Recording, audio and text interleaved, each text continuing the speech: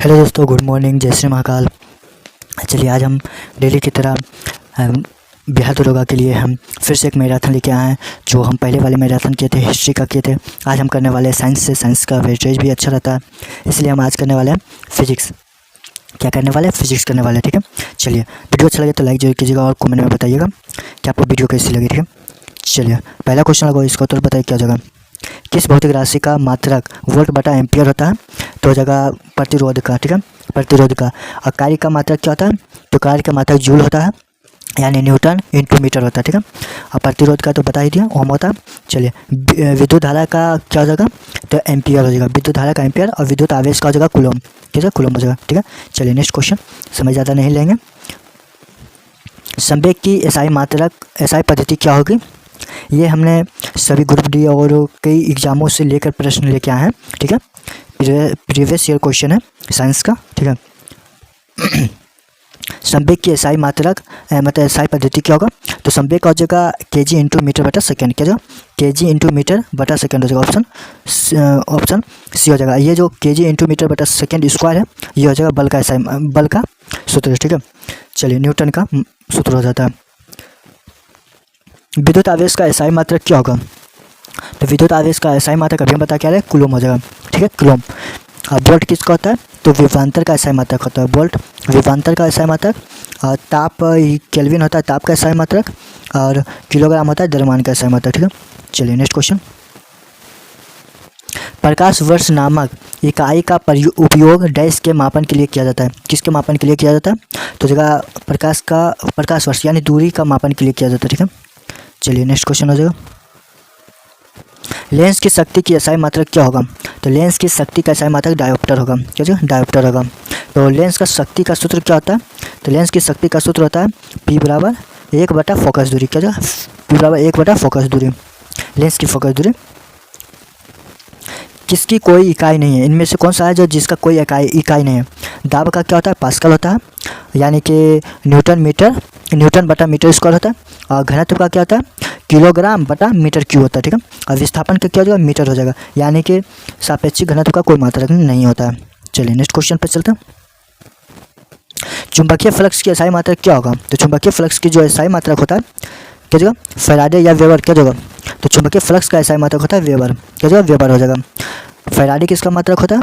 तो विद्युत धारिता का होता है। और हेनरी किसका होता है? तो हेनरी होता है स्वप्रेरित्व का। ठीक है, प्रेरकत्व का। और दाब का होता है पास्कल। पास्कल जो होता है दाब का एसआई मात्रक होता है। चलिए नेक्स्ट क्वेश्चन हो जाएगा आज का। किस राशि का कोई मात्रक नहीं है? किस राशि का कोई भी मात्रक नहीं है, ये पूछा गया। तो बल का एसआई मात्रक क्या होता है? न्यूटन। ठीक है, और संवेग का एसआई मात्रक क्या होता है? अभी हम पता क्या था, बताइए आप लोग क्या होगा संवेग का एसआई मात्रक क्या होगा? तो संवेग का एसआई मात्रक जो होता है किलोग्राम इंटू मीटर बटा सेकेंड होता है। ठीक है, और घनत्व का क्या होता है? किलोग्राम बटा मीटर क्यूब होता है, यानी आपेक्षिक घनत्व का कोई मात्रक नहीं होता। ठीक है, चलिए नेक्स्ट क्वेश्चन हो जाएगा आज का। किन युग्म की इकाइयाँ समान नहीं होती है? किन युग्म की इकाइयाँ जो है समान नहीं होती है? बाल और दाब। बल का न्यूटन होता है और दाब का क्या होता है? पास्कल होता है। तो ये ही राइट उत्तर हो जाएगा। चाल और वेग का क्या जगह? चाल और वेग का मीटर हो जाता है। क्या जगह? चाल और वेग का जो होता है वो मीटर बटा सेकेंड हो जाता है। और कार्य ऊर्जा का जूल हो जाता है, यानी कि न्यूटन इंटू मीटर हो जाता है। और दूरी और विस्थापन का क्या हो जाएगा? मीटर हो जाएगा। तो इसका राइट उत्तर ए हो जाएगा। ठीक है, चलिए नेक्स्ट क्वेश्चन। किन युग्म की एसआई मात्रक इकाइयाँ समान है? तो इसका राइट उत्तर क्या जगह? समान है। तो यानी अभी हम बता क्या रहे हैं, तो कार्य ऊर्जा जो है जूल होता है, इसका मात्रक क्या जाएगा? समान हो जाएगा। चलिए नेक्स्ट क्वेश्चन। किसी पदार्थ की मात्रा को मापने के लिए किस इकाई का उपयोग किया जाता है? किसी पदार्थ को मापने के लिए तो मोल का उपयोग किया जाता है। ऑप्शन बी हो जाएगा। ठीक है, चलिए नेक्स्ट क्वेश्चन। 1 हॉर्स पावर किसके बराबर होती है? तो 746 वाट के बराबर होती है। ठीक है, चलिए नेक्स्ट क्वेश्चन है आज का। 1 किलो वाट घंटा बराबर कितना हो जाएगा? तो 3.6 गुना 10⁻⁶ जूल होता है। ऑप्शन सी हो जाएगा। ठीक है, चलिए नेक्स्ट क्वेश्चन है। एक डायोप्टर के बराबर, यानी एक डायोप्टर बराबर क्या होता है? तो एक डायोप्टर बराबर 1 मीटर इनवर्स 1 हो जाएगा। ऑप्शन बी हो जाएगा। अभी हम बता क्या रहे हैं, सूत्र क्या था? P बराबर 1 बटा फोकस दूरी। मान लेते हैं फोकस दूरी बराबर 1 है, 1 मीटर है। तो हम फोकस दूरी को इसको हटाकर यहाँ पे हम 1 मीटर यदि देते हैं तो ये ऊपर जाएगा तो क्या हो जाएगा? इन्वर्स में हो जाएगा। ठीक है, चलिए आप लोग समझ गए होंगे।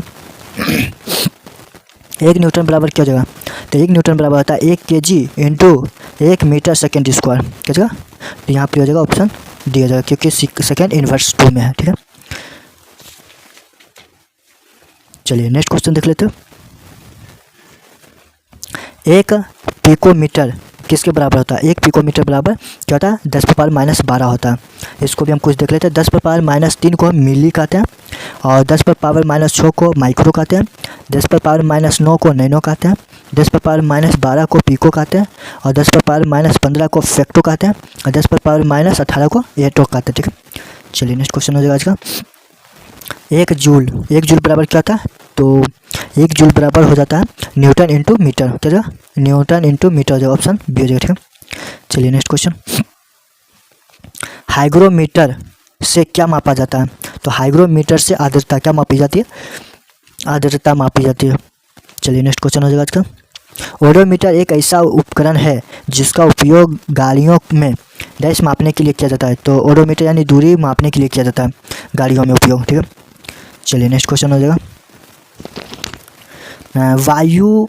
वायु की गति को मापने के लिए किस उपकरण का उपयोग किया जाता है, वायु की गति मापने के लिए किस उपकरण का उपयोग किया जाता है, एक सेकंड, किस उपकरण का उपयोग किया जाता है, तो इसका राइट उत्तर क्या होगा, तो जगह एनीमोमीटर, क्या होगा, एनीमोमीटर। तो और भी देख लेते हैं। तो ओडोमीटर जो होता है वाहन द्वारा तय की गई दूरी को मापता है।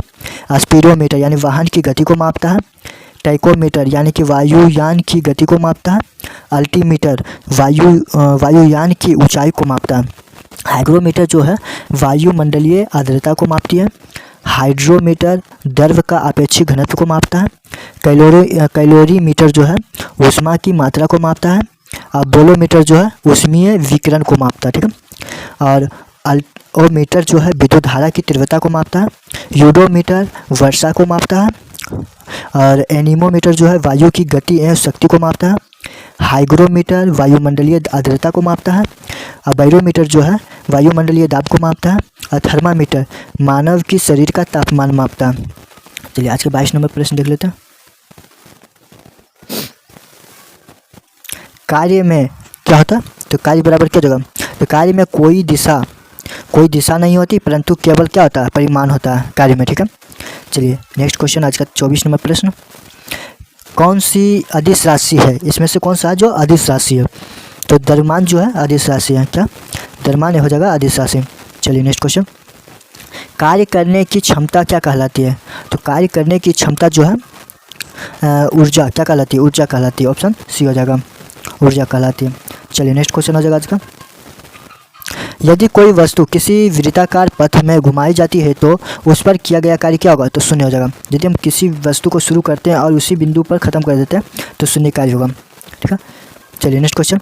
किसी वस्तु पर किया गया कार्य निम्नलिखित में से किस कारक पर निर्भर नहीं करता, प्रयुक्त बल पर, विस्थापन पर, या फिर वस्तु के द्रव्यमान पर, या बल और विस्थापन के बीच कोण पर, तो द्रव्यमान पर नहीं करता, क्या जगह, तो इसका उत्तर हो जाएगा वस्तु के द्रव्यमान पर कार्य नहीं करता। ठीक है, ऑप्शन सी हो जाएगा राइट उत्तर। चलिए नेक्स्ट क्वेश्चन।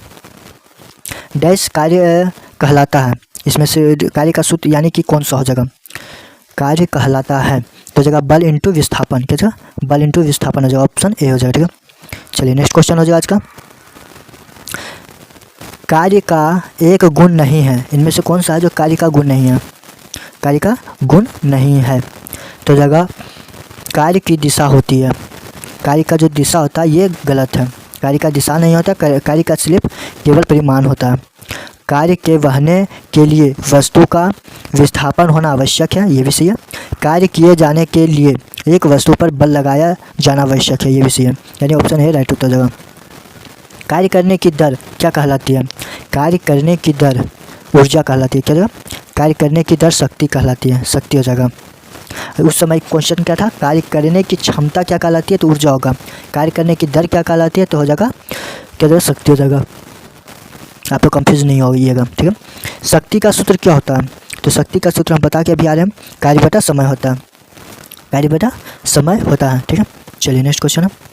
चलिए इसका उत्तर बताइए क्या जाएगा। कौन सी भौतिक राशि किए गए कार्य की दर कहलाती है, दर मतलब यानी कि हो जाएगा शक्ति, किए गए कार्य का दर क्या कहलाता है? शक्ति कहलाता है। ठीक है, चलिए नेक्स्ट क्वेश्चन आज का।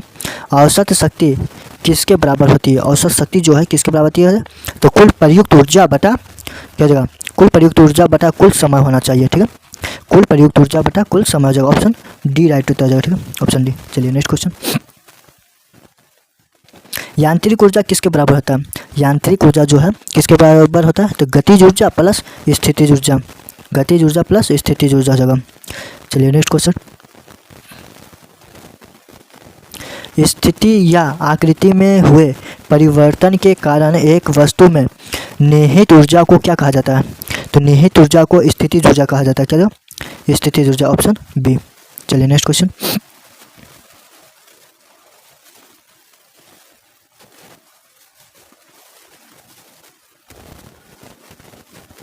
एक सेकेंड, क्वेश्चन जो ठीक है। ऊर्जा संरक्षण के सिद्धांत के संबंध में कौन सा कथन सही है? इसमें से कौन सा कथन सही है उसको बताना। ठीक है, कौन सा कथन हो जाएगा? तो ऑप्शन डी राइट हो जाएगा। यानी ऊर्जा का ना तो निर्माण किया जाता है और ना ही इसे नष्ट किया जाता है। ऑप्शन डी हो जाएगा राइट उत्तर। ठीक है, चलिए नेक्स्ट क्वेश्चन। ऊर्जा की व्यावसायिक इकाई क्या होगा? तो ऊर्जा की व्यावसायिक इकाई किलोवाट घंटा हो जाएगा, किलोवाट घंटा। ठीक है, चलिए नेक्स्ट क्वेश्चन। एक खींचे हुए धनुष से तीर छोड़ते समय धनुष की स्थितिज ऊर्जा किसमें परिवर्तित हो जाती है? छोड़ते समय धनुष की स्थितिज ऊर्जा गतिज ऊर्जा में परिवर्तित हो जाती है। क्या? गतिज ऊर्जा। जब हम छोड़ेंगे तो क्या होगा? गतिज में हो जाएगा।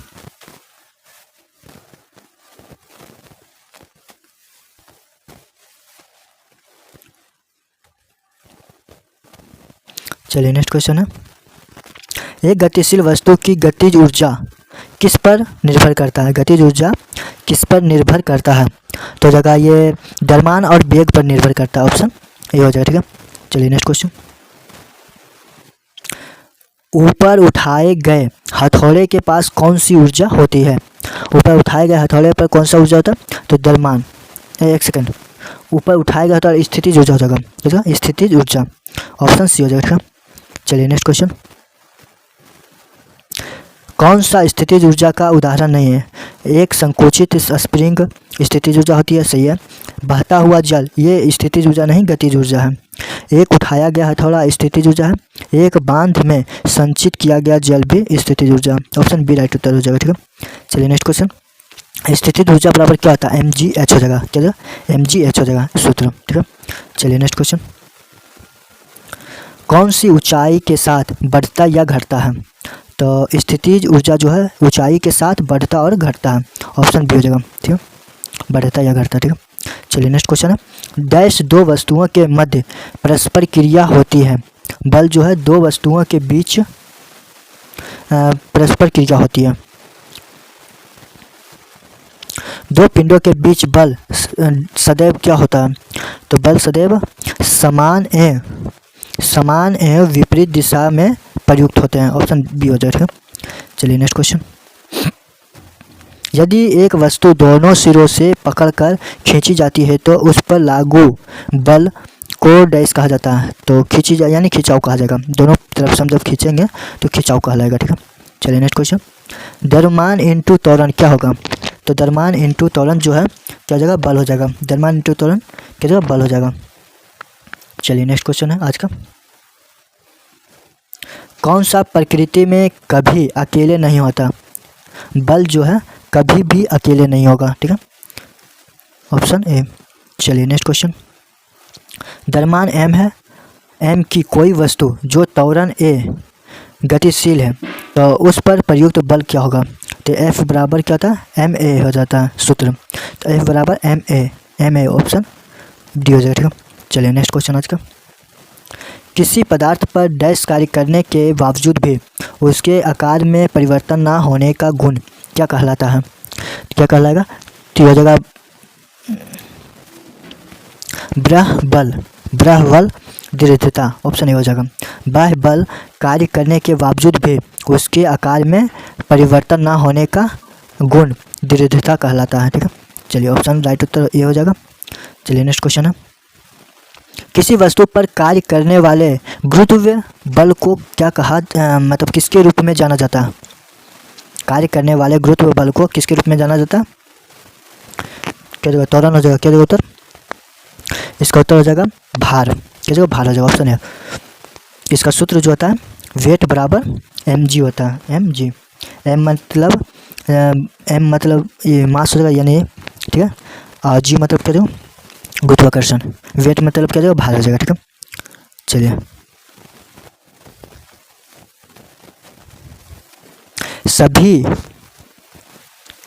सभी बलों में डैश होते हैं। सभी बलों में क्या होता है? तो सभी बलों में परिमाण एवं दिशा दोनों होता है, सभी बलों में। चलिए नेक्स्ट क्वेश्चन हो जाएगा आज का। किस राशि का मान स्थान बदलने पर भी परिवर्तित नहीं होता है? परिवर्तित नहीं होता तो क्या जाएगा? द्रव्यमान। ऑप्शन बी हो जाएगा। किस वस्तु के जड़त्व को मापने की इकाई निम्न में से क्या है? मापने की इकाई निम्न में से क्या है?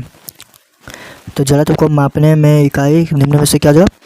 द्रव्यमान हो जाएगा। क्या जाएगा? द्रव्यमान हो जाएगा, क्योंकि बल बराबर होता है एम ए मतलब क्या जाएगा? त्वरण हो जाएगा और एम मतलब द्रव्यमान हो जाएगा। चलिए नेक्स्ट क्वेश्चन। द्रव्यमान बटा आयतन क्या होता है? द्रव्यमान बटा आयतन क्या होगा? घनत्व हो जाएगा। क्या होगा? द्रव्यमान बटा आयतन घनत्व हो जाएगा। चलिए नेक्स्ट क्वेश्चन है। यदि बल F है और त्वरण A दिया हुआ हो तो वस्तु का द्रव्यमान बराबर क्या होगा? तो M बराबर क्या होता है? यानी कि एक सेकेंड, F बराबर होता है F बराबर ma होता है। तो M बराबर क्या हो जाएगा? तो M बराबर हो जाएगा F बटा A हो जाएगा, ठीक है। F बटा A हो जाएगा, ठीक है। चलिए F बटा A ऑप्शन बी हो जाएगा, ठीक है।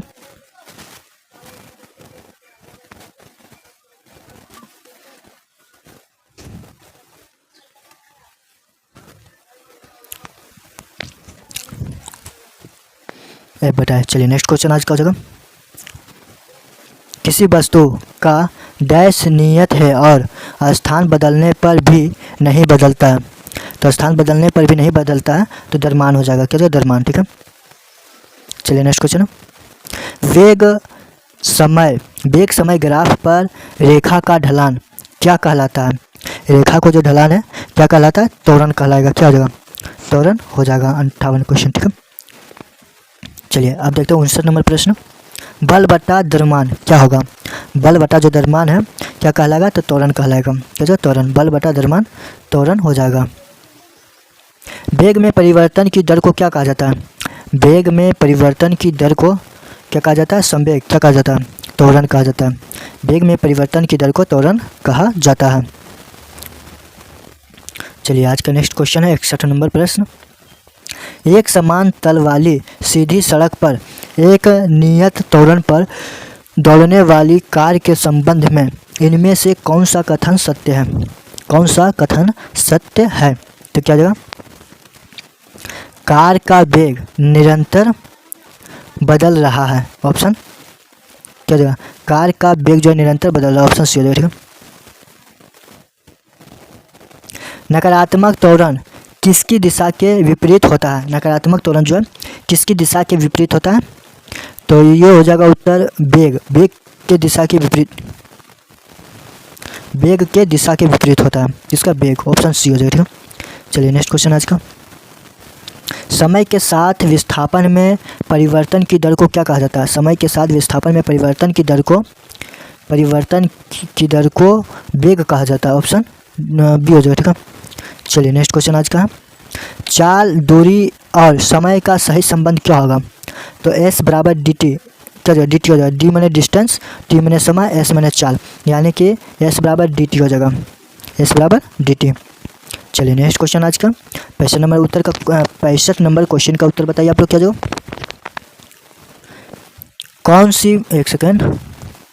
कौन सी मात्रा चाल के साथ साथ इसके गति भी निर्देशित करती है?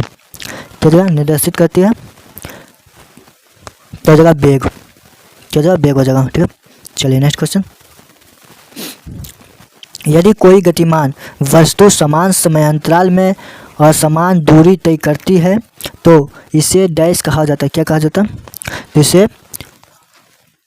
असमान गति कहा जाता है। क्या? असमान गति कहा जाता है। ठीक है, चलिए नेक्स्ट क्वेश्चन हो जाएगा। औसत चाल, औसत वेग डैश वस्तु की गति दर्शाता है। औसत चाल और औसत वेग जो है क्या दर्शाता है? तो लंबाई दूरी में क्या हो जाएगा? तो जगह दिए गए समय अंतराल के दौरान, दिए गए समय अंतराल के दौरान, ऑप्शन सी। डैश वह भौतिक राशि है जो कभी भी ऋणात्मक नहीं हो सकती। दूरी,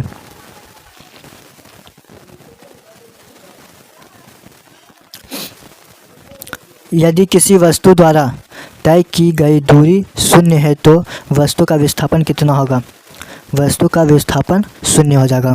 ऑप्शन है। ठीक है, चलिए नेक्स्ट क्वेश्चन, 70 नंबर प्रश्न। समय के साथ किसी वस्तु का वेग दिखाने वाले ग्राफ को क्या कहा जाता है? ग्राफ को क्या कहा जाता है?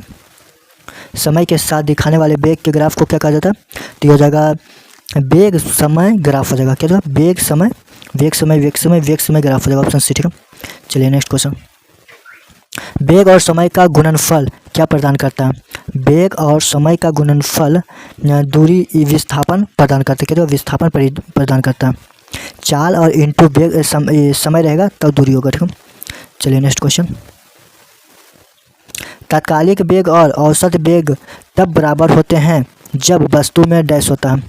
तात्कालिक वेग और औसत वेग तब बराबर होते हैं जब त्वरण में शून्य होता है। त्वरण, शून्य त्वरण होता है। ठीक है, वस्तु में शून्य त्वरण होता है। संवेग को किसके गुणनफल के रूप में व्यक्त किया जाता है? संवेग को तो जाएगा संवेग बराबर हो जाएगा द्रव्यमान इंटू वेग। क्या होगा? संवेग बराबर हो जाएगा द्रव्यमान इंटू वेग हो जाएगा। Option B. ठीक है, चलिए नेक्स्ट क्वेश्चन है आज का। इसको और छोटा करना होगा तभी क्वेश्चन देख पाएंगे। ठीक है, एक गतिमान वस्तु का संवेग कुछ कारकों पर निर्भर करता है, तो निम्नलिखित में से कौन सा कथन सबसे असही है? सही कथन कौन सा हो जाएगा? तो गतिमान वस्तु का संवेग जो है उसके द्रव्यमान एवं वेग पर निर्भर करता है। सही बात है। अभी हम क्वेश्चन बता कर रहे हैं क्या था? संवेग बराबर द्रव्यमान इंटू वेग होता है, तो उसी पे निर्भर करेगा। ठीक है, चलिए नेक्स्ट क्वेश्चन। एक टकराव में डैश हमेशा की बचत की जाती है। संवेग, ऑप्शन डी।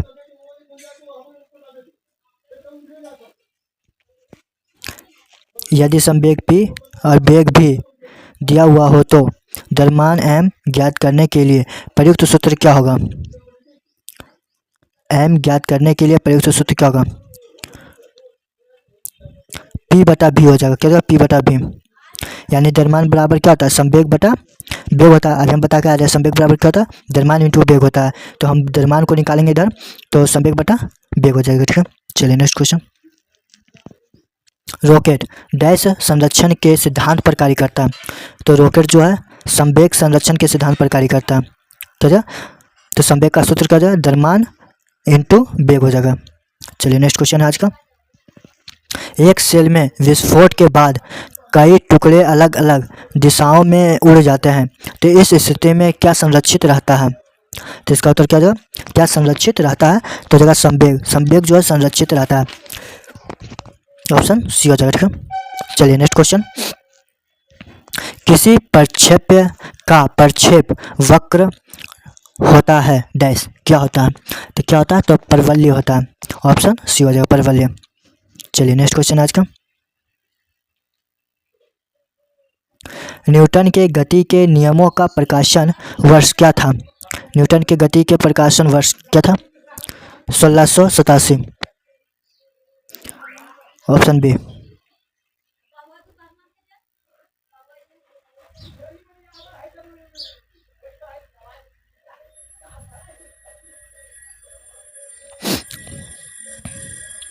कौन सा उदाहरण न्यूटन की गति के पहले नियम को दर्शाता है? क्या जाएगा इसका उत्तर? तो इसका उत्तर हो जाएगा डी, यानी कि जब एक बस अचानक अचानक शुरू होते हैं तब यात्रियों को पीछे की ओर झटका लगता है। ऑप्शन डी हो जाएगा राइट उत्तर इसका। ठीक है, ऑप्शन डी। ठीक है, चलिए नेक्स्ट क्वेश्चन।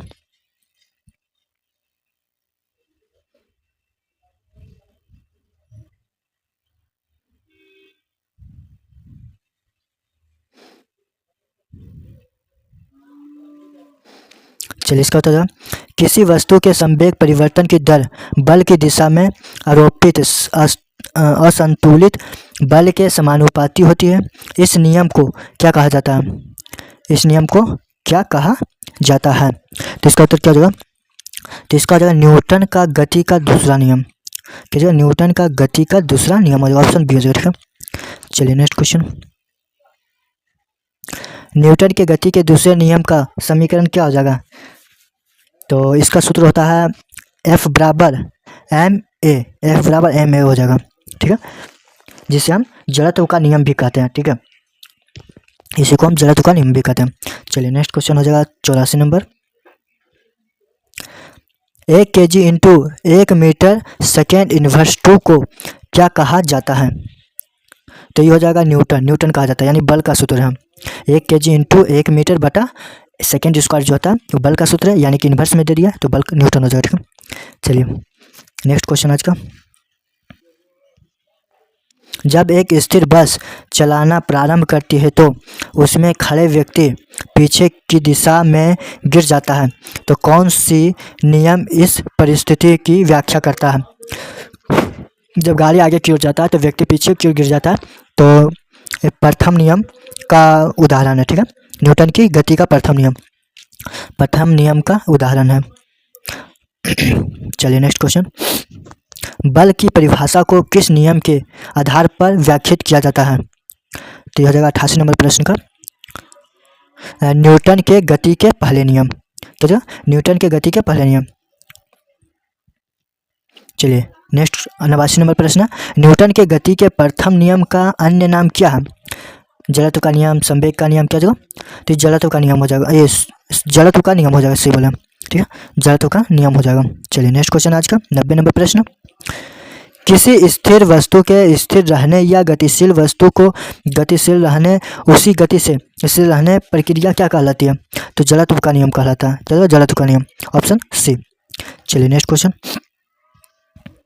एक ऊंची छलांग लगाने वाला व्यक्ति ऊंची छलांग से पूर्व कुछ समय तक दौड़ता है ताकि डैश का जड़त्व उससे लंबी छलांग लेने में सहायक करें। तो क्या जाएगा? गति। इसका उत्तर क्या जाएगा? गति हो जाएगा। गति उसका सहायक करता है लंबी छलांग लेने में। चलिए नेक्स्ट क्वेश्चन आज का हो जाएगा 92 नंबर प्रश्न। समापन रेखा को पार करने के पश्चात भी एक धावक भागना जारी क्यों रखता है? तो जगह गति की जड़त्व उसे आगे बढ़ाती है। क्या? गति की जड़त्व उसे आगे बढ़ाती है। ऑप्शन ए हो जाएगा।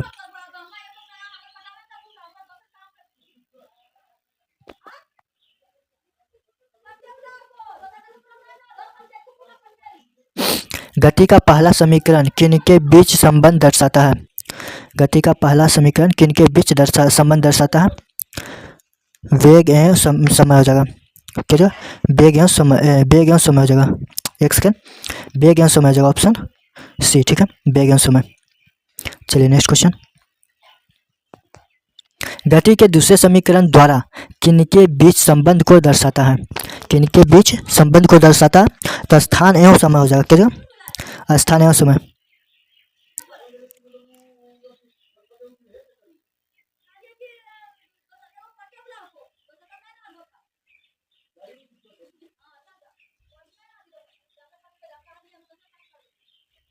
गति का नियम में से कौन सा समीकरण एक पिंड द्वारा सीधे यात्रा की गई दूरी या विस्थापन को निर्धारित करने के लिए इस्तेमाल किया जा सकता है?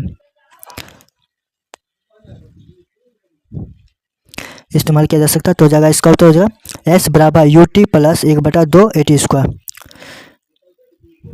एस बराबर u t plus 1/2 AT square.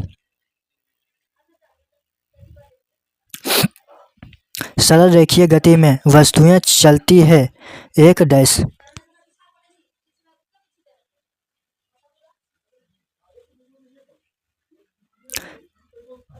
सीधी रेखा हो जाएगा, क्या होगा, सीधी रेखा, ऑप्शन ए। चलिए नेक्स्ट क्वेश्चन।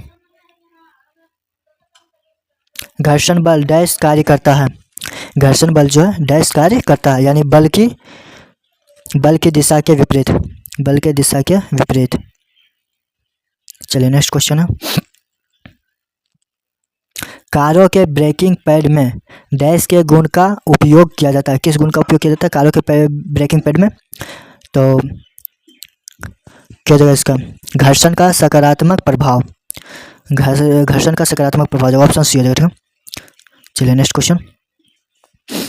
कौन सी घटना घर्षण के बिना होना संभव नहीं है? होना संभव नहीं है तो जगह एक ही गिलास को पकड़ना जो है ये घर्षण के बिना संभव नहीं है, ठीक है। चलिए नेक्स्ट क्वेश्चन हो जाएगा 100 नंबर प्रश्न। जब कोई वस्तु वृत्तीय पथ पर गति करती है तो घूर्णन करती हुई वस्तु पर केंद्र की ओर लगने वाला बल क्या कहलाता है? तो इसका राइट उत्तर तो हो जाएगा अभिकेंद्रीय बल, क्या जाएगा अभिकेंद्रीय बल हो जाएगा। चलिए 100 तक हमने पूरा कर लिया है। चलिए आप लोग इसका उत्तर बताइए, 1 मिनट का ब्रेक ले लेते हैं। इसका उत्तर बताइएगा आप लोग। आप लोगों का 100 प्रश्न में से कितना प्रश्न सही हुआ कमेंट में जरूर बताइए। चलिए 101वां प्रश्न का क्वेश्चन स्टार्ट करते हैं। यानी जब कोई वस्तु एक समान वृत्तीय गति से घूर्णन करती है तो प्रत्येक बिंदु पर इसका डैश बदल जाता है। घूर्णन करती है तो इसका जड़त्व क्या बदल जाता है? दिशा बदल जाता है, या फिर दिशा तो है ही नहीं, इसमें दिशा बदलेगा क्यों? चलिए इसका राइट उत्तर क्या होगा? वेग बदल जाता है, ऑप्शन ए, ठीक है। चलिए नेक्स्ट क्वेश्चन है। जब एक वस्तु एक समान वृत्त वेग उत्पन्न करती है तो कौन परिवर्तित होता है? इसमें से कौन सा परिवर्तित होता है? वेग उत्पन्न करती है, वृत्तीय वेग उत्पन्न करती है तो कौन परिवर्तित होता है? तो इसका राइट उत्तर हो जाएगा दिशा, दिशा परिवर्तित होती है, ऑप्शन बी। डेयरी में प्रयोग किए जाने वाले दूध से क्रीम को अलग करने की प्रक्रिया क्या कहलाते हैं? तो दूध के अलग करने की प्रक्रिया को हम अपकेंद्रीय कहते हैं, क्या अपकेंद्रीय। चलिए नेक्स्ट क्वेश्चन। पृथ्वी की सतह पर पलायन वेग लगभग डैश होता है। पलायन वेग जो होता है 11.2 किलोमीटर प्रति सेकेंड होता है, घंटा नहीं, 11.2 किलोमीटर प्रति सेकेंड पलायन वेग है भारत पृथ्वी का। ग्रहों की परिक्रमा पथ का आकार कैसा होता है? कैसा होता है? तो फैले हुए वृत्त जैसा होता है, ऑप्शन डी। चलिए नेक्स्ट क्वेश्चन। वह बिंदु जहां पर एक वस्तु का संपूर्ण भार कार्य करता है उसे डैश कहा जाता है। उसे क्या कहा जाता है? तो गुरुत्वाकर्षण का केंद्र कहा जाता है, क्या? गुरुत्वाकर्षण का केंद्र, ऑप्शन डी हो जाएगा। चलिए नेक्स्ट क्वेश्चन है, इसका उत्तर बताइए 107 नंबर प्रश्न का।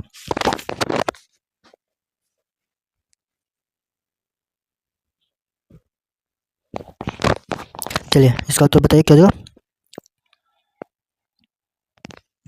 चलिए इसका उत्तर हो जाता है जी का मान आर के मान के अनुसार बदलता है। किसी छात्र को जी का मान कहाँ पर न्यूनतम प्राप्त होगा? यानी गुरुत्वाकर्षण का मान कहाँ पर न्यूनतम प्राप्त होगा? ध्रुव पर, मकर रेखा पर, या फिर कर्क रेखा पर, या फिर भूमध्य रेखा पर? तो जब भूमध्य रेखा पर जो है मान जी का न्यूनतम होता है, ठीक है। चलिए नेक्स्ट क्वेश्चन है आज का। जी की इकाई त्वरण की इकाई के समान अर्थात डैश है, क्या जगह? तो मीटर बटा सेकेंड स्क्वायर होता है, यानी कि सेकेंड इनवर्स 2 हो जाएगा, ठीक है। चलिए नेक्स्ट क्वेश्चन। गुरुत्वीय त्वरण जी डैश पर निर्भर नहीं करता। जी जो है किस पर निर्भर नहीं करता? तो गिरने वाले वस्तु के द्रव्यमान पर निर्भर नहीं करता। पृथ्वी के द्रव्यमान, पृथ्वी की त्रिज्या और गुरुत्वाकर्षण स्थिरांक पर निर्भर करता है, परंतु गिरने वाले वस्तु के द्रव्यमान पर निर्भर नहीं करता। चलिए नेक्स्ट क्वेश्चन हो जाएगा आज का। गुरुत्व यानी जी का कारण त्वरण क्या है? तो यह जगह बड़ी जी एम बटा आर स्क्वायर होना चाहिए, तो बटा आर स्क्वायर यानी ऑप्शन बी हो जाए, ठीक है। चलिए नेक्स्ट क्वेश्चन है। किसी वस्तु का भार डैश सर्वाधिक होता है। किसी वस्तु का भार जो है डैश सर्वाधिक होता है, क्या सर्वाधिक होता है? यानी ध्रुवों पर सर्वाधिक होता है, ऑप्शन ए। चलिए नेक्स्ट क्वेश्चन। किस स्थान पर गुरुत्वीय त्वरण मान शून्य होता है? तो जगह पृथ्वी के केंद्र पर, पृथ्वी के केंद्र पर। चलिए नेक्स्ट क्वेश्चन। पृथ्वी पर किसी वस्तु का भार चंद्रमा पर इसके भार का कितने गुना होता है? तो यह हो जाएगा 6, ऑप्शन सी। ठीक है, चलिए नेक्स्ट क्वेश्चन। सार्वत्रिक गुरुत्वाकर्षण नियतांक का एसआई मात्रक क्या है? एसआई मात्रक क्या है? तो जगह n इंटू मीटर स्क्वायर बटा केजी स्क्वायर होता है, यानी इन्वर्स 2 हो जाएगा, ऑप्शन बी। ठीक है, यानी क्या पूछा है? गुरुत्वाकर्षण नियतांक जी का एसआई मात्रक क्या होता है? न्यूटन इंटू मीटर स्क्वायर बटा केजी स्क्वायर। चलिए नेक्स्ट क्वेश्चन। गुरुत्वाकर्षण का नियम किसके द्वारा प्रतिपादित किया गया था? गुरुत्वाकर्षण का नियम, तो इसका राइट उत्तर क्या हो जाएगा? आइजैक न्यूटन हो जाएगा, ऑप्शन बी, आइजैक न्यूटन। ठीक है, चलिए नेक्स्ट क्वेश्चन है। ग्रहों की गति के नियम की खोज किसने किया है? ग्रहों की गति के नियम की खोज केपलर ने किया। किसने? केपलर ने। और अल्बर्ट आइंस्टीन ने जो खोज किया है तो सापेक्षता का सिद्धांत दिया है और प्रकाश विद्युत प्रभाव की व्याख्या किया है। कौन? आइंस्टीन ने। और न्यूटन ने क्या किया? आइजैक न्यूटन ने तो गति के नियम दिए हैं, और सार्वत्रिक गुरुत्वाकर्षण का नियम भी आइजैक न्यूटन ने दिया। और जोहान्स केपलर जो है ये ग्रहों की गति का नियम दिया है। और गैलीलियो जो है गति के समीकरण और जड़त्व का नियम दिया। गैलीलियो गति के समीकरण और जड़त्व का नियम दिया। ठीक है, चलिए नेक्स्ट क्वेश्चन। गुरुत्वाकर्षण नियतांक जी का मान कितना होता है? तो होता है 6.673 गुना 10 पर पावर -11। 6.734 गुना 10 पर power -11 nm square kg inverse 2। ये हो जाएगा ऑप्शन सी राइट होता है। ठीक है, चलिए नेक्स्ट क्वेश्चन। किसी वस्तु पर लगने वाले गुरुत्वाकर्षण बल को क्या कहा जाता है?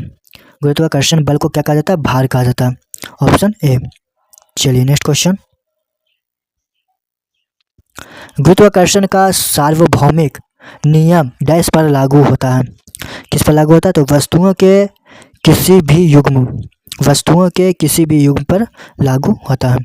चलिए नेक्स्ट क्वेश्चन है आज का 120वां नंबर प्रश्न। ब्रह्मांड के किन्हीं दो निकायों के बीच गुरुत्वाकर्षण बल डैश पर निर्भर नहीं करता? किस पर निर्भर नहीं करता है?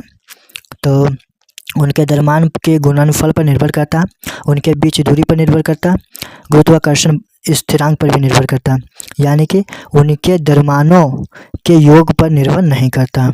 ऑप्शन ए हो जाएगा राइट होता है। ठीक है, चलिए नेक्स्ट क्वेश्चन आज का। यदि दो कणों के बीच की दूरी बढ़ जाती है तो इसके बीच गुरुत्वाकर्षण बल पर क्या प्रभाव होता है? क्या प्रभाव होता है? तो इसका राइट उत्तर जो कम हो जाता है। इसका क्या देगा? कम हो जाता है, ऑप्शन बी। चलिए नेक्स्ट क्वेश्चन। इसका उत्तर बताइए क्या जगह। आकार में बदलाव के कारण शरीर द्वारा प्राप्त ऊर्जा को क्या कहा जाता है? प्राप्त ऊर्जा को क्या कहा जाता है? क्या जगह? तो जगह प्रत्यास्थ स्थितिज ऊर्जा, प्रत्यास्थ स्थितिज ऊर्जा। चलिए नेक्स्ट क्वेश्चन आज का। मिट्टी का तेल लालटेन बत्ती में किस गुण के कारण ऊपर चढ़ता है? तो जगह केशिकत्व हो जाएगा, ऑप्शन सी।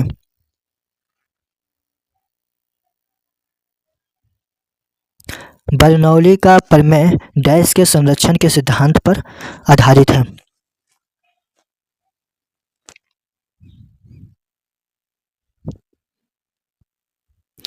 तो इसका उत्तर होगा ऊर्जा, ऑप्शन बी।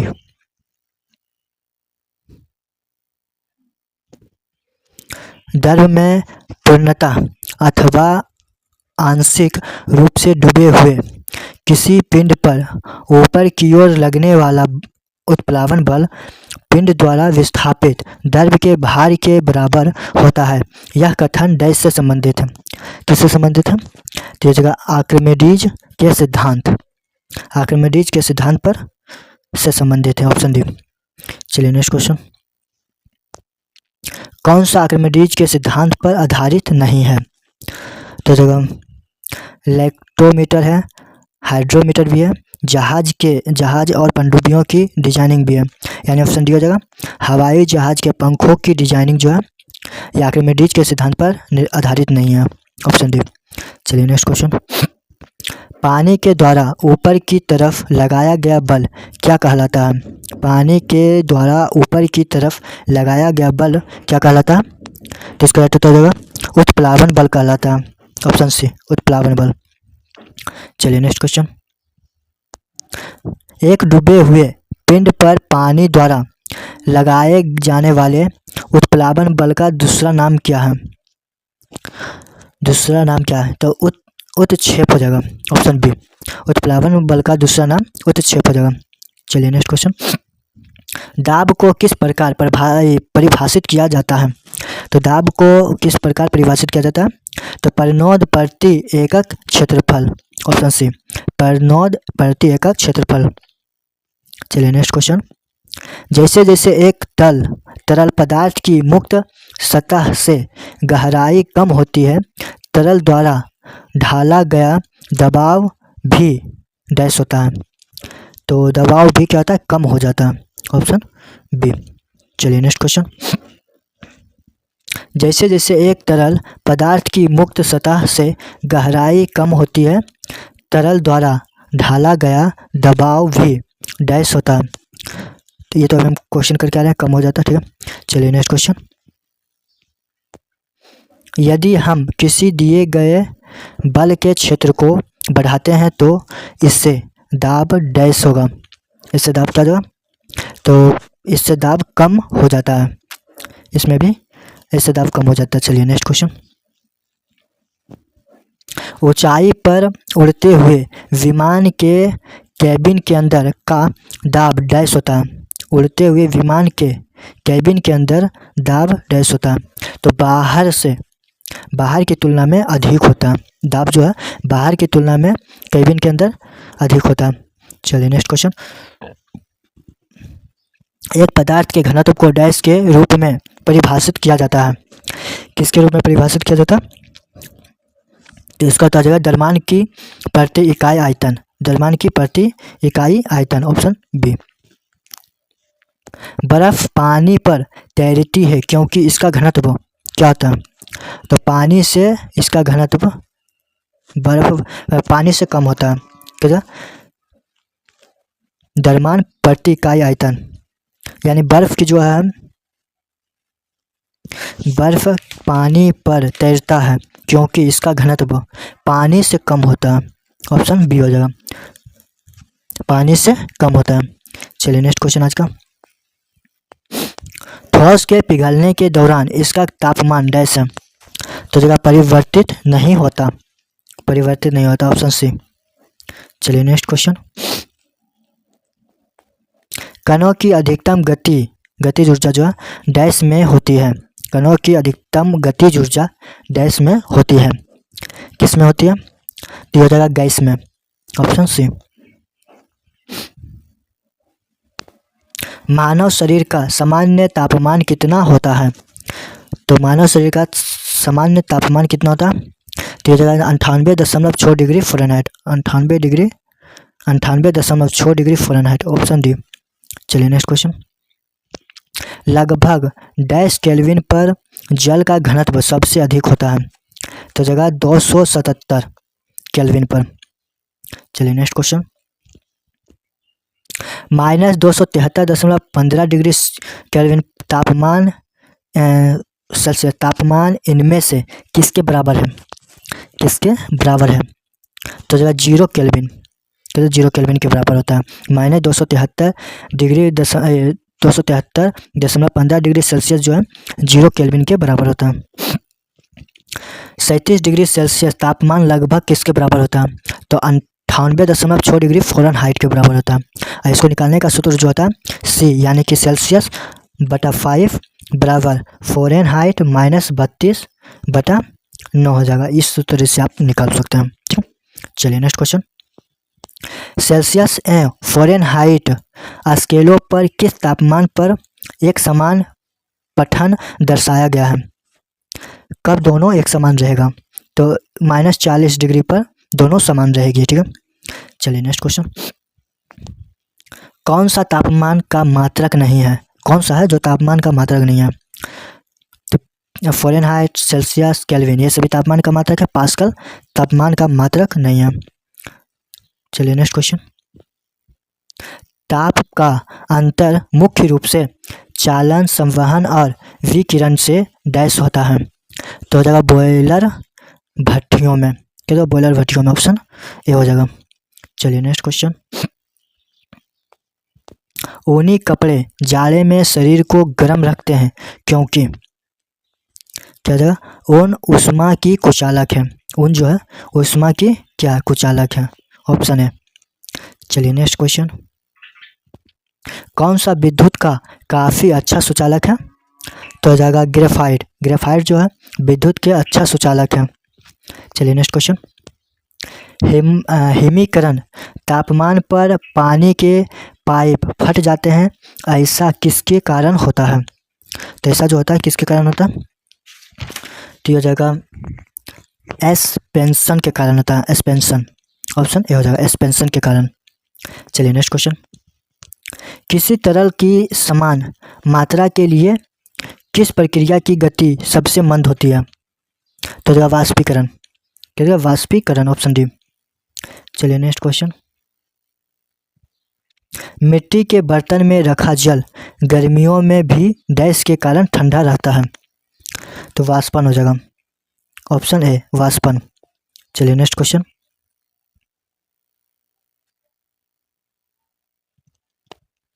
ऊष्मा संतुलन क्या है?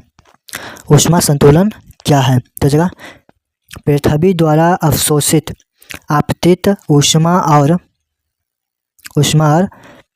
विकिरण के रूप में बाहर जाने वाली ऊष्मा के बीच एक आदर्श संतुलन, यानी ऑप्शन डी हो जाएगा, ठीक है।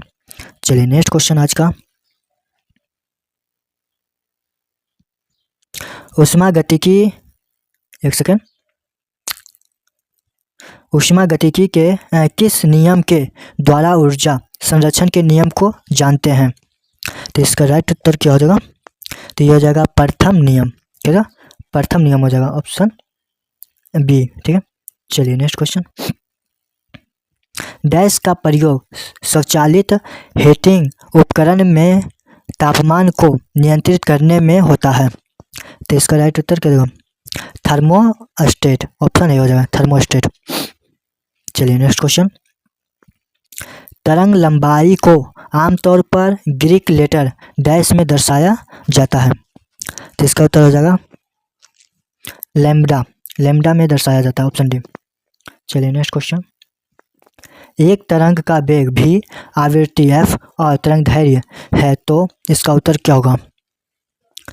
तो तरंग है तो इसका सूत्र कौन सा हो जाएगा? तो ये हो जाएगा ऑप्शन सी हो जाएगा, v बराबर f बटा तरंग दैर्घ्य, सॉरी v बराबर f इंटू यानी कि आवृत्ति इंटू तरंग दैर्घ्य, ठीक है। चलिए नेक्स्ट क्वेश्चन।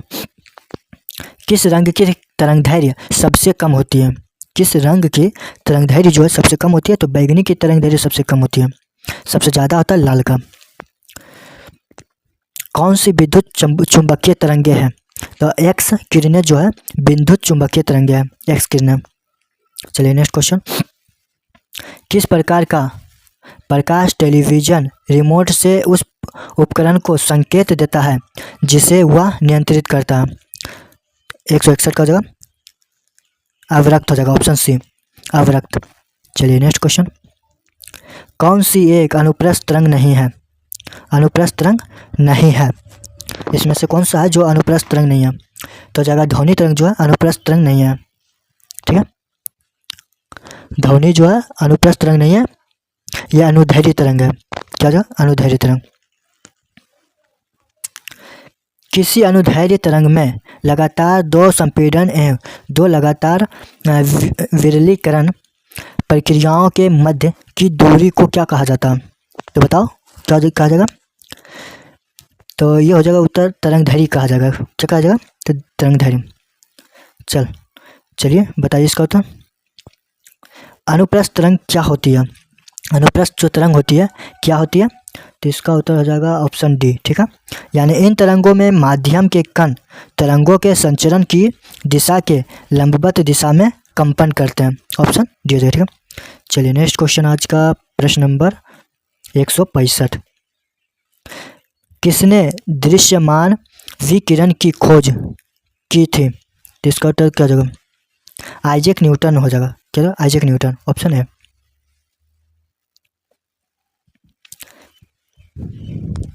चलिए और 10 प्रश्न करेंगे, और 10 प्रश्न करने वाले हैं, आप लोग जुड़े रहिए अंतिम तक। कौन सी विद्युत चुंबकीय तरंगें नहीं है? इनमें से कौन सा है जो विद्युत चुंबकीय तरंग नहीं है? तो जगह अल्ट्रासाउंड। अल्ट्रासाउंड क्या है? विद्युत चुंबकीय तरंग नहीं है। चलिए नेक्स्ट क्वेश्चन। कौन सा कथन ध्वनि तरंगों प्रकाश तरंगों के बारे में सही है? ध्वनि तरंगों एवं प्रकाश तरंगों के बारे में सही है। कौन सा हो जाएगा ऑप्शन? तो ध्वनि तरंगे अनुदैर्ध्य होती है और प्रकाश तरंगे अनुप्रस्थ होती है। ऑप्शन सी राइट उत्तर हो जाएगा। चलिए नेक्स्ट क्वेश्चन। आवृत्ति डैश में प्रकट की जाती है और दर्शाता है कि घटना प्रति सेकेंड दोहराई जाती है। आवृत्ति यानी हर्ट्ज हो जाएगा। क्या होगा इसका? हर्ट्ज। चलिए नेक्स्ट क्वेश्चन। तरंग का आयाम डैश होता है। तरंग का जो आयाम होता है क्या होता है? तो तरंग का आयाम हो जाएगा माध्यम के कणों द्वारा मध्य स्थान के किसी भी तरफ तय की गई अधिकतम दूरी। ऑप्शन डी हो जाएगा। ठीक है, चलिए नेक्स्ट क्वेश्चन। यदि दिए गए वेग पर किसी ध्वनि तरंग की आवृत्ति बढ़ाई जाए तो इसकी तरंगदैर्घ्य पर क्या प्रभाव पड़ता है? तो क्या प्रभाव पड़ता है? तो इसकी तरंगदैर्घ्य में कमी आएगी। क्या? इसकी तरंगदैर्घ्य में कमी आएगी। Option A. चलिए नेक्स्ट क्वेश्चन। किस विद्युत चुंबकीय तरंग की तरंगदैर्घ्य सबसे कम होती है? गामा किरणें। क्या? गामा किरणें। किसी ध्वनि तरंग की आवृत्ति और आवर्तकाल के बीच सही संबंध क्या है? सही संबंध क्या है? तो हो जाएगा n बराबर 1/t। n बराबर 1/t हो जाएगा। n माने आवृत्ति और आवर्तकाल हो जाएगा t। ठीक है, चलिए नेक्स्ट क्वेश्चन। किसी भौतिक वैज्ञानिक के समान में ध्वनि की आवृत्ति के SI मात्रक को नाम दिया गया। क्या नाम दिया गया? तो इसका उत्तर क्या होगा? Heinrich Rudolf Hertz. Heinrich Rudolf Hertz होगा। Option D. चलिए नेक्स्ट क्वेश्चन। कौन निर्वात में यात्रा नहीं कर सकता? ध्वनि जो है निर्वात में यात्रा नहीं कर सकता। मनुष्य के लिए ध्वनि का श्राव्य प्रास लगभग कितना होता है? तो 20 हर्ट्ज से 20,000 हर्ट्ज होता है। Option B. चलिए नेक्स्ट क्वेश्चन। कौन सा ग्रीक अक्षर तरंगदैर्घ्य को निरूपित करता है? तो क्या हो जाएगा? किसका उत्तर हो जाएगा? बताइए आप लोग। डेल्टा अल्फा क्या हो जाएगा? लैम्डा हो जाएगा। Option D. चलिए नेक्स्ट क्वेश्चन। मनुष्य के लिए ध्वनि की श्रव्य सीमा लगभग डैश तक होती है? कितना होती है मनुष्य के लिए? तो हो जाएगा 20 से 20,000 हर्ट्ज। ऑप्शन डी हो जाएगा। चलिए नेक्स्ट क्वेश्चन। ध्वनि की वह न्यूनतम आवृत्ति क्या है जो मनुष्य द्वारा सुनी जा सकती है? तो 20 हर्ट्ज हो जाएगा। Option B. चलिए नेक्स्ट क्वेश्चन। डैश तरंगे चमगादड़ को उनके रास्ते में आने वाली बाधाओं का पता लगाने में सहायता करती है। क्या जगह? तो जगह प्रासर्व्य तरंग। प्रासर्व्य तरंग। ठोस से गैसीय माध्यम में जाते समय ध्वनि की चाल डैश होती है।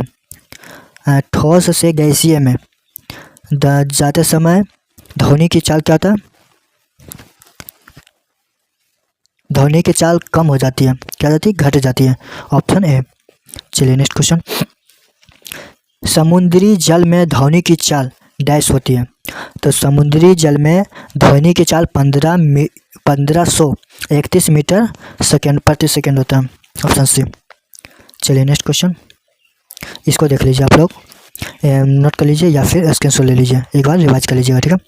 चलिए, निम्नलिखित में से कौन सा कथन सत्य ध्वनि का वेग होता है? सत्य ध्वनि का वेग होता है, तो राइट उत्तर हो जाएगा सर्दियों की अपेक्षा गर्मियों में अधिक। सर्दियों की अपेक्षा गर्मियों में अधिक होता है, ऑप्शन डी। चलिए नेक्स्ट क्वेश्चन, 5 क्वेश्चन और है, ठीक है।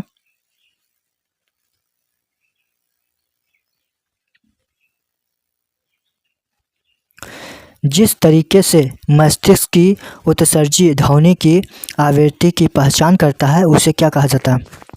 तो उसे क्या कहा जाता है? तो पिच कहा जाता है, ऑप्शन ए पिच। चलिए नेक्स्ट क्वेश्चन, किसी एकल आवृत्ति की आवाज़ को क्या कहा जाता है? तो टोन कहा जाता है, ऑप्शन सी। चलिए नेक्स्ट क्वेश्चन, ध्वनि की पिच इसकी डैश पर निर्भर करता है, इसकी डैश पर निर्भर करता है। ध्वनि की पिच किस पर निर्भर करता है? तो ध्वनि की पिच आवृत्ति पर निर्भर करता है, ऑप्शन बी। चलिए नेक्स्ट क्वेश्चन,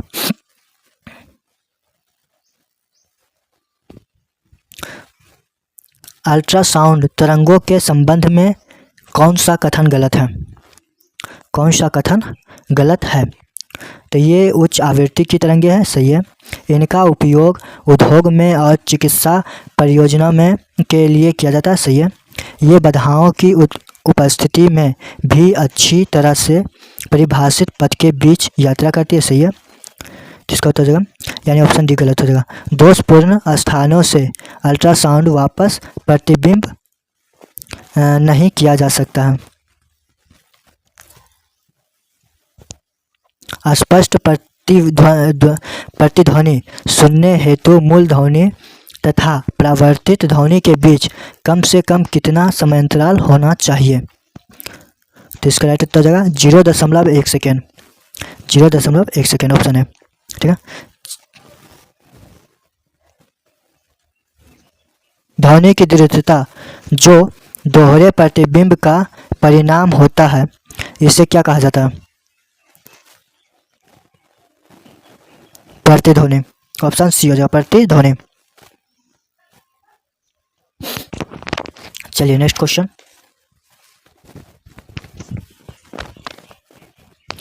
किसी अन्य कमरे में बात कर रहे लोगों की बातें हमें ध्वनि तरंगों के किस गुण के कारण सुनाई देती है?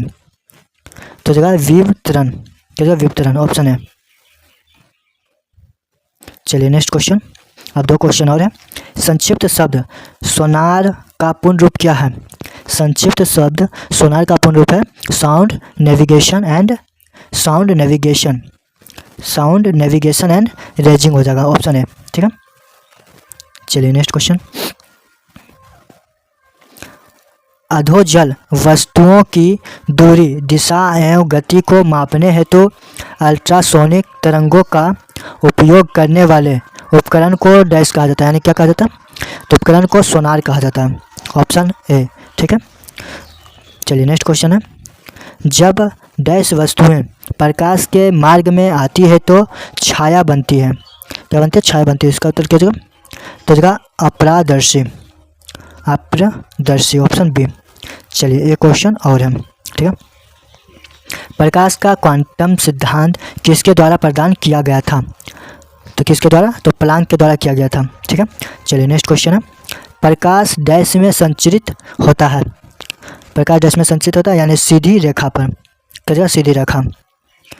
सीधी रेखा जगह वह क्षेत्र जहाँ स्रोत से आने वाला पूरा प्रकाश अवरुद्ध हो जाता है क्या कहलाता है?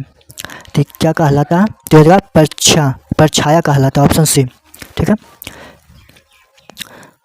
प्रकाश की गति डैश कहलाती है, प्रकाश की गति जो है क्या कहलाती है? तो 3 गुना 10⁸ मीटर प्रति सेकेंड, 3 गुना 10⁸ मीटर प्रति सेकेंड, ऑप्शन डी हो जाएगा, ठीक है। चलिए ये रहा अंतिम क्वेश्चन। अंतरिक्ष यान से अंतरिक्ष यात्री को आकाश का रंग डैश दिखाई देता है, तो काला दिखाई देता है, ऑप्शन सी, ठीक है, काला दिखाई देता है। चलिए ये रहा आप लोगों के लिए होमवर्क, इसका उत्तर बताइएगा आप लोग कमेंट में। यह भी बताइए कि वीडियो कैसी लगी, अच्छी लगी हो तो लाइक ज़रूर कीजिएगा, और जो न्यू देख रहे हो चैनल को सब्सक्राइब कर दीजिएगा। ठीक है, चलिए फिर मिलेंगे नेक्स्ट वीडियो में। जय हिंद, जय श्री महाकाल।